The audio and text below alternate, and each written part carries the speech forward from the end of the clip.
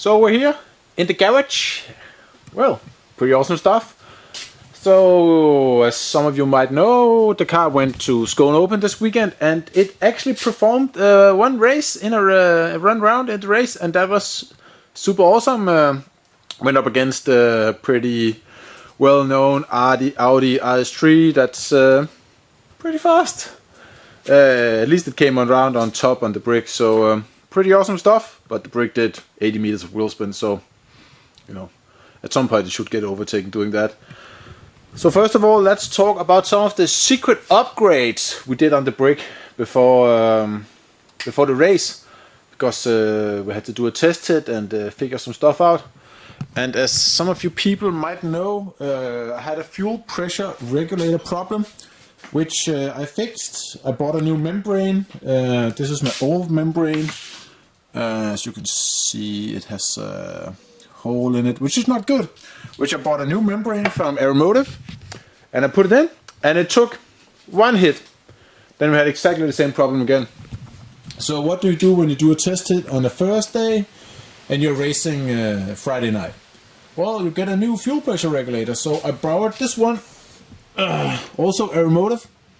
It doesn't really fit in the fitting. It's I'm using AN8 from the return from the fuel rails into the pump, which was pretty easy, but it has a return of an AN6, and my fuel line for the tank is AN10, and we didn't have that fitting. Of course you can buy it, but when you're doing it Friday before the race, the same day, you can't really get hold of stuff. So we had to do a makeshift solution, because we had an AN8 hose and some fittings.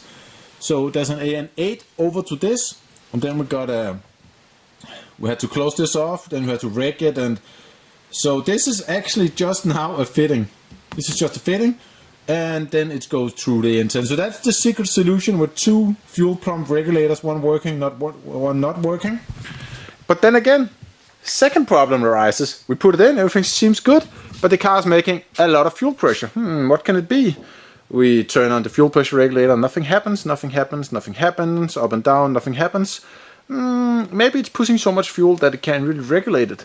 So we have to cut out, we take out some old viewers might remember I had these two monster eliminator fuel pumps in it. So we took out the wiring, this from one of the pumps, and now the car was actually able to adjust fuel pressure, which is fine because the pump can supply well over 1,000 horsepower in one pump, and I'm not even making close to 1,000, so that was good. So we had to do that. So that was the secret upgrades, and with all that shit done, the car actually worked. Then we got out, we did a test hit, the car didn't work, and we found out we had a problem that was sometimes there, sometimes not. Super awesome stuff. And we pretty much nailed it down to, we had a sync error, and I'm pretty sure that there's something wrong with the cam sensor. Either it gets too hot or it's something with the wiring. I might have to come and figure that out, but at least something is wrong. So Jimmy Bonmek, the genius, Superman, aka Batman, aka my life savior, aka I wanna marry you. He took it from full sequential to wasted spark, and the car ran fine. So it was running with a tune that was not optimal. It was running way too rich, wasted spark. That's of course not a problem, but not as intended. But it was running, making power. And we got to the race, and we were like, oh yeah, we're gonna do 2 burnouts, because all the cool guys on Street Outlaws does that. So we did 2 burnouts. Funny enough, the gearbox is too hot. So, and when my gearbox gets way too hot, the trench brake doesn't work anymore. Maybe there's a solution for that out there, I don't know, but at least the trench brake didn't work. So when it was actually time for me to race, I could only foot brake it. I was building up boost, and the foot brake just can't hold that much power. So the car moved forward, aka I jumped, I let go, because might as well make a hit while I'm doing it. And you know, I was ahead because of course I jumped, but we got overtaken on the line by the other car, which was super awesome because that must be really fast. And that was it. So what have we done? Well, over here I have a new fuel pressure regulator. Oh, we can do an unboxing right now. If I have a knife, I have a knife right here. Like a real carpenter knife. One moment, I'm doing this. My new well-done fuel pressure regulator. And already, I can tell you, it feels like a quality piece. It's pretty heavy, so I guess that must be good. And that should be able to withstand my extreme fuel pressures I'm planning to run into this thing. Which is awesome. So fitting this is the fittings for the oil lines, for cooler lines for my new transmission cooler. Which is already on the car.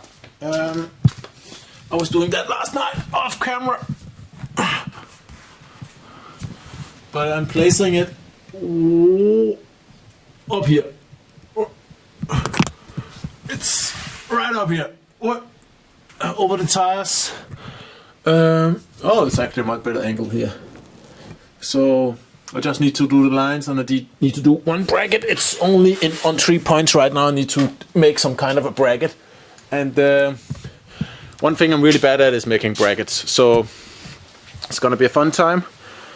I'm gonna change the fuel pressure regulator and test that. And when that stuff is done, yeah, I ran into another problem because I want to test my ladder bars in another position.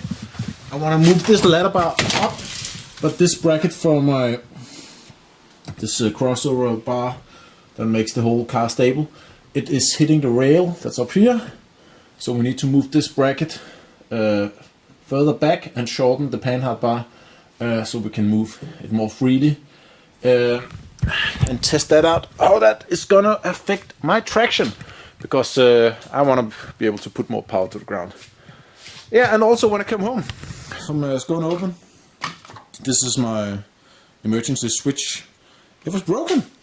When I was backing the car out of the trailer, I turned this on, it fell out, so I don't know, one of the crew or whatever happened, there's somebody walking into it. But I need to buy a new one of these. But it's pretty lucky, because if that had happened during a race or whatever, you know, I would have been out. I was out anyways, but, you know, pretty sad situation to be in. But fuck it, we're here. So time to drink some energy drinks and start working on the car. And as always, thank you for watching 2JC.